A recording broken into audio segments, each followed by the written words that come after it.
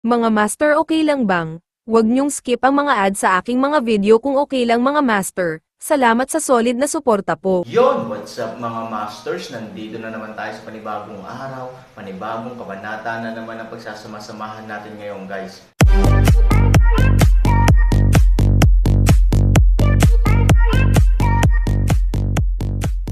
Bali mga masters, kung bago ka pa lang po sa aking YouTube channel, please click the subscribe button, lalong-lalo na po yung notification bell guys, para maging connected pa rin tayo sa isa't isa at maging updated kayo sa mga susunod ko pang video. Bali mga masters, bago natin umpisahan ng kwento ay mag-shoutout po muna tayo para sa mga solid nating tagapakinig. Shoutout kay Fernando Jimeno at shoutout kay Rocky Sabate. Yun na nga mga masters, no? Bali hindi na ito patagalin. In 3, 2, 1, let's go! Pinandilatan ni Ivory ang lalaking pagong na may masamang mata. Walang dating takot at pagkamahiyain, ngunit puno lamang ng galit. Kung paanong si Ivory ay ang inverse scale ng Aaron at hindi niya kayang tiisin ang pang-aabuso ng iba, hindi ba ang Aaron ang pinakamahalaga sa kanya? Kahit pag-alitan niya ang sarili niya, hindi niya matiis na pag-alitan si Aaron. Kung maglakas loob siyang talunin ang Aaron, hindi niya kakayanin. Sinampal siya ng biglaang sampal, at binugbog ng babaeng kanina pa nila kinukulit. Nagulat si Pagong at nagalit lang. Mabango 38, dare you fucking beat me. Damn criticism, sampilan mo ako, gusto kong ibalik mo sa kama, tuyo. Pinagalitan, at ang Pagong ay direktang susugod patungo kay Ivory. Si Ivory ay hindi rin umiwas. Bigla siyang nag-transport ng enerhiya sa kanyang kamay at direktang gustong umatake. Gayunpaman, sa sandaling si Ivory ay malapit nang makipaglaban sa lalaking Pagong, isang figure ang hamarang sa mukha ni Ivory.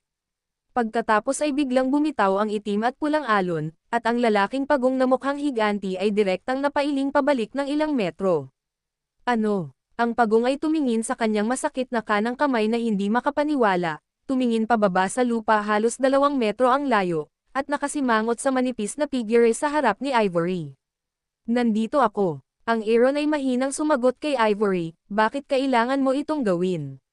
Bagamat simple ang mga salita, natatakot ako na sila na ang pinakamainit para kay Ivory o sinuman. Gaano man karaming matatamis na salita at panata sa mundo, ito ay mas mababa kaysa sa pangungusap na iyon sa akin. Isang salita ay sapat na. Tumanggaw si Ivory, ayokong makitang binubugbog ka ng iba, hindi ako papayag, alam mo ba? Mabangis na tumanggaw si Aaron, na may masayang ngiti sa labi at malamig na tumingin sa lalaking Pagong. How dare you fucking away me? Biglang nanliit ang mga mata ng Pagong, at galit na galit ang buong lalaki. Not to mention others, kahit sa Yuming City na ito, paalang din ang lakad niya. May mga kakaibang tao sa lungsod na ito. Sino ang hindi magbebenta sa kanya ng manipis na pansit? Pero ngayon, babae na lang ang sumasample sa sarili. Kahit na isang basura na nasample sa mukha ngayon lang ay naglakas loob na lumaban ng hayagan. Hindi nagagalit ang tigre. May sakit talaga ang tingin niya sa sarili niya. Shit, mabahong bata, babaliin ko yang leeg mo, puputulan ko ang ulo ng aso mo, ilalagay ko sa bedside ng babae mo, at titignan mong mabuti ang mga mata ng aso mo. Paano ko paglalaroan ang babae mo? Nang bumagsak ang boses ng Pagong, dumiretso siya sa Aaron. Bagamat malakas ang Pagong, napakabilis din niya. Halos sa sandali ng boses, ang mga kalakal ay umabot sa Aaron. Gayunpaman, nang sumugod siya sa Aaron, bigla siyang tumalikod at nataman ang Aaron gamit ang kanyang malakas na shell sa likod. May suntok din si Aaron, kahit natatamaan na sana niya si How ay nalaman niyang kinuha ng lalaking Pagong ang bow ng Pagong sa kabilang direksyon sa kanya, ngunit wala pa ring intensyon si Han Sunny na tumalikod. Hinampis niya ito ng isang kamay at buong lakas. Biglang ngumiti ng malamig ang Pagong. Ang gusto niya ay hindi ka makapagmuni-muni. Bang! Isang mapurol na ingay ang nagparamdam sa buong bahay na sumakit ang eardrum. Diretso na sinuntok ni Han Sunny ang shell ng Pagong, at para bang nataman ang isang tao saglit. Hindi lang siya pinalibutan ng stress, ngunit higit sa lahat, nang magpatuloy ang suntok, naramdaman ni Aaron ang biglaang pamamanhid sa kanyang mga kamao, at tila para maramdaman ang pagsabog ng sakit kasama ng kanyang mga buto. Sa kabaligtaran, ang lalaking Pagong ay walang iba maliban sa muffled sound ng kanyang shell at ang kanyang katawan ay bumagsak pasulong ng ilang hakbang. Lumingon ang lalaking pagong, at ngumiti sa Aaron. Saglit na puno ng tawa ang mukha niya. Hindi ko akalain na mukha kang payat at gaskosen, pero may lakas ka talaga, gayunpaman, mayroon kang mahusay na lakas, na maaaring maging mapagbantay o nakakagulat sa iba, ngunit hindi ito masyadong masaya para sa mga taong pagong. Ang shell ng pagong sa likod niya ay kasing solid ng ginto. Tingnan mo ang bow ng pagong mo, napakapakinabang din ito. Interesado rin si Hansani. Hindi niya maiwasang gumuhit ng kaunti sa gilid ng kanyang bibig at sinabi sa malamig na boses. Haha, ang dali lang sabihin. At least it's more than enough to deal with your garbage, nakangiting pagmamalaki ng pagong. Talaga, ngumiti si Hansani, gusto kong makita kung gaano katagal ka makakapagtago sa iyong shell ng pagong. Mga master, okay lang bang? Huwag niyong skip ang mga ads sa aking mga video kung okay lang mga master. Salamat sa solid na suporta po. Ang Aaron ay napakabilis. Sa sumunod na segundo, sinugod niya ang taong pagong at muling nataman. Napunit ang kamao at biglang umalis na may nagngangalit na momentum. Hindi inaasahan ng pagong na lalaban agad ang Aaron sa sinabi niya. Higit sa lahat, ang bilis ay napakabilis na hindi siya makapag-isip. Gayunpaman, ang mga kalakal ay maaari lamang direktang bawiin sa tortoise shell sa sandaling sinabi ng Aaron. Bang! Biglang gumawa ng malakas na ingay ang bow ng pagong. Hindi lang ang labas ng shell ng pagong ang umuugong, pati ang loob ng shell ng pagong ay umiikot. Kahit na napakalakas ng shell ng pagong, malayo sa imahinasyon ng mga tao ang malaking epektong dulot ng banggaan ng dalawa. Pakiramdam ng pagong ay mababasag na ang kanyang eardrum, at ang buong tao ay nahihilo saglit dahil sa vibration sa shell ng pagong. Magtago, nakikita ko kung paano ka makakapagtago. Ang Aaron ay malamig na uminom at sumuko na lamang sa pag-atake. Tila hindi naapektuhan ang kanyang mga kamay sa matinding sakit na dulot ng pagtama sa shell ng pagong. Bigla na naman siyang tumama. Buzz! Ang suntok na ito ay mas malakas kaysa sa suntok kanina. Dahil sa impact sound, napasimangot ang ibang tao na naruroon at nagpakita ng bakas ng intolerance sa kanilang mga mata. Gayunpaman, hindi ko kayang tiisin ang mga taong pagong, kundi Aaron. Ang pakiramdam na ito ay parang may humawak ng kamao at binasag ang hilaw na bakal sa harap mo. Itong kamay, itong kamao, hindi ba masakit?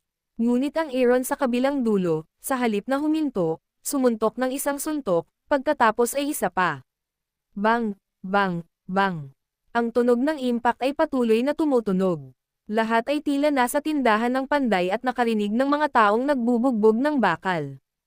Ang pagkakaiba lang ay ang iba ay gumagamit ng mga martilyo upang hampasin ang bakal, ngunit ang Aaron ay gumagamit ng kanyang mga kamay. Kahit na si Suziwo ay isang matandang lalaki na may malalim na karanasan sa Jiangho, naging responsable siya sa pangangalakal ng pamilya Su sa loob ng maraming taon, kaya hindi kakaunti ang naglilibot, ngunit hindi pa niya nakita ang mabangis at tigre ng Aaron paraan ng paglalaro. Natigilan siya saglit. Pagkaraan ng mahabang panahon, lumapit siya sa tabi ni Suyan, napalunok ng laway, at bumulong, Miss, ikaw ba? Ganyan ba tigre ang mga kaibigan mo? Maamo at magalang si Miss. Natural, ang kanyang mga kaibigan ay dapat ding may kaalaman at makatwiran. Sa unang tingin, ang Aaron ay parang, ngunit hindi ko kilala ang kontak na ito. Isa itong tigre. Hindi alam ni Suyan kung paano ito sasagutin, kaya isang mapait na ngiti lang ang naisagot niya.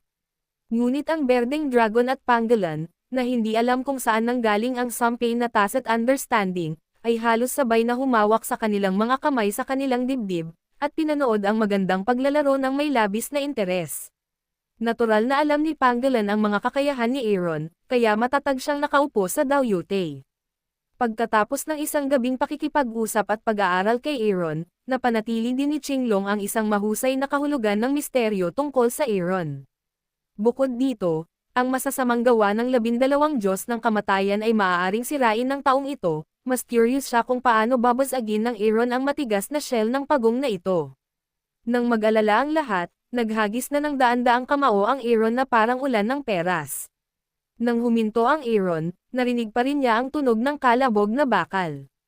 Itong anak ng asong ito ay isang tunay na tigre, Fuck, bumalik ang tigre sa tigre. Kapag nataman mo ang isang tao, ang posture na ito ay maaaring matakot ng ilang tao. Tinatayang ganito ang kanyang paninindigan sa kanilang Terran world. Gayunpaman, kapag ang paglipat na ito ay ginamit sa aming pamilya ng demonyo, ito ay fucking kalokohan. Demonyo mga tao, na sakim sa buhay at natatakot sa kamatayan ay matatakot sa mga sira na bagay na ito. Higit pa rito, hindi lang basta-basta ang panloloko ng mga tao kapag ang mga kalakal ay naglagay ng lakas sa shell ng pagong. Ito ay malinaw na isang kakulangan ng IQ, nakakahiya ng mga kalakal. Tahimik na nag-uusap ang isang grupo ng mga tao ng angkan ng demonyo at may nakakainis na ngiti sa kanilang mga mukha. Malinaw, ang pag-uugali ni Han Sansan ay walang kinalaman sa kagitingan, ngunit napakatanga. Ibig sabihin, sa oras na ito, biglang tumigil ang kamao ni Han Sansan at lahat ay nagmamadaling tumingin. Storytelling channel sa YouTube. Ganun pa rin ang baw ng pagong.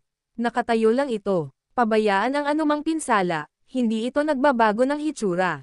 Gayunpaman, sa oras na ito, ang kamay ni Aaron ay namumula na, at kahit na dahil sa patuloy na puwersa, ang mga buto sa harap ng kamao at mga kasukasuan ay namamaga, malabo na pumipiga sa balat at tumagos sa isang bakas ng dugo. Haha, lahat ng mga halimaw ay natigilan, at pagkatapos ay dumating ang dumadagandong na tawa. Kahit ang lalaking may meat paste sa likod ng Aaron at iba pa ay hindi napigil ang matawa.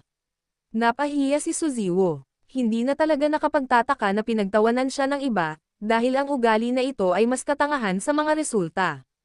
Hindi problema sa utak ang pagpalo sa mga bakal na balat ng pagong ng ibang tao gamit ang sarili nilang laman at dugo. Ano ba yan? Lumaban ka, bakit hindi ka lumaban? Halos kasabay nito ang paglabas ng taong pagong sa baw ng pagong.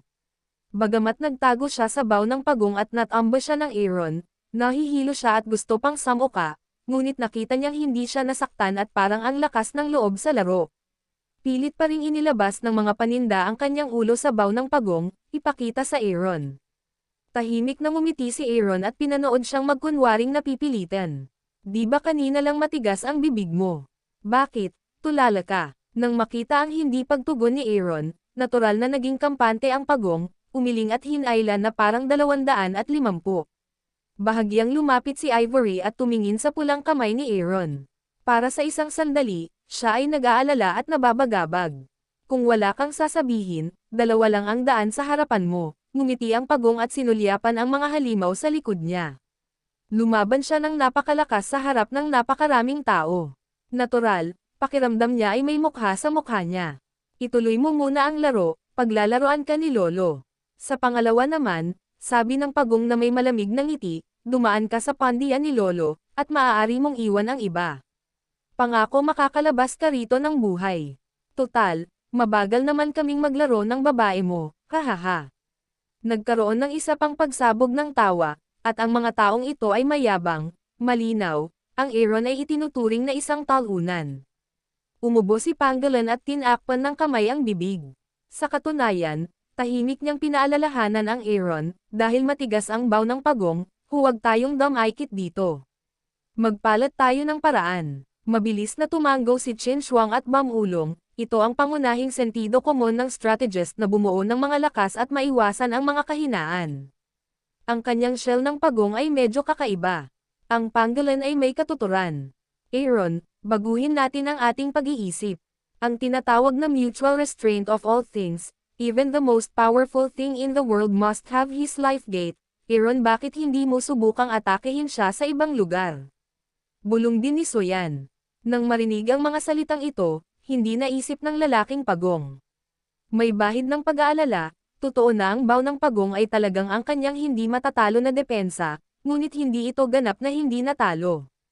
Mayroon din siyang gate ng buhay. Ngunit nang magsimulang mag-alala ang taong pagong, maluwag na ngumiti si Aaron, hindi, dahil sinabi niyang gusto niyang sumabog ang kanyang shell ng pagong, natural niyang sinabi ang kanyang sinabi. Nang marinig ang mga salita ni Aaron, tuwang-tuwa ang lalaking pawikan na gustong-gusto niyang sumigaw ng Wicnam.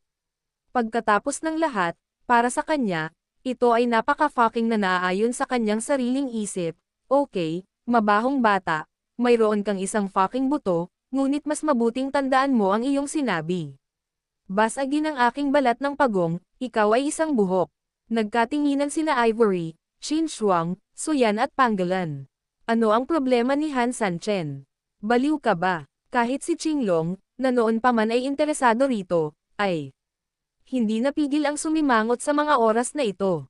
Nag-exaggerate pa si Suziwo at nanlulumong ibinaba ang kanyang ulo. Miss, saan ako makakahanap ng tigre ulo at tigre problema? Mukha itong mas malumanay kaysa sa mga halimaw na iyon, ngunit mas komplikado kaysa sa mga halimaw na iyon ano. Handa ka na ba? Biglang ngumiti si Aaron at tumingin sa pagong. Natigilan si pagong at nakasimangot. The next second, he smiled ferociously, "Hoy, you son of a bitch, sasama ka pa ba? Halika, papayag kang lumaban." Nang bumagsak na ang boses, wala nang oras ang pagong na magsalita pa. Biglang nabasag ng Aaron ang kisame, lumipad patungo sa langit, tumakbo sa ikatlong palapag, at dumiretso sa langit. Natahimik ang lahat, ngunit biglang, isang malaking banta ang tumama sa langit. Yun na nga mga masters, no? Bali panibagong kabanata na naman yung natapos natin ngayong gabi. Muli, maraming salamat po talaga sa walang sawang suporta po sa aking YouTube channel na talagang inaabangan nyo po ang bawat upload ko po. Bali mga masters, magkita-kita ulit po tayo bukas ng gabi at ngayon po ay magpapaalam po muna tayo. Bali mga masters, bye-bye!